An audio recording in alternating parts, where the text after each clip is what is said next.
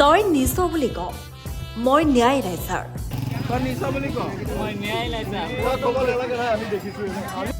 এইবাৰ চোৰ আহিল টমটম লৈ দিন দুপৰতে টমটমত উঠাই ললে চুৰি চিলিণ্ডাৰ মই ল'বৰ কাৰণে বাটত থৈ মই ঘৰত বহি আছো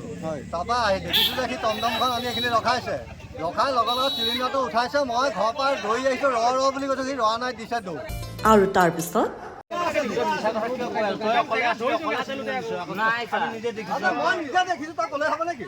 এয়া ৰাবুল ইছলাম চোৰৰ বিলৈ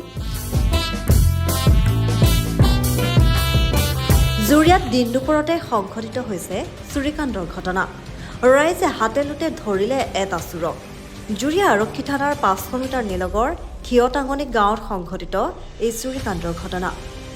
অপূৰ্ব কুমাৰ ভূঞা নামৰ এজন লোকে চিলিণ্ডাৰ ল'বলৈ বুলি চিলিণ্ডাৰটো পদূলিমূৰত থৈ ঘৰৰ বাৰান্দাত বহি আছিল তেনে সময়তে জুৰিয়া গড়িয়া কাৱৈমাৰীৰ ৰাবুল ইছলাম নামৰ চোৰটোৱে ই ৰিক্সা লৈ আহি চিলিণ্ডাৰ লৈ উধাও হয়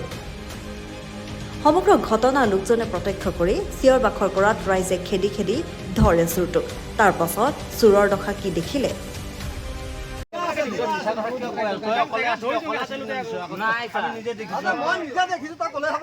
সম্প্ৰতি চোৰটোক উত্তম মধ্যম সোধাই ৰাইজে গতাই দিয়ে জুৰিয়া আৰক্ষীক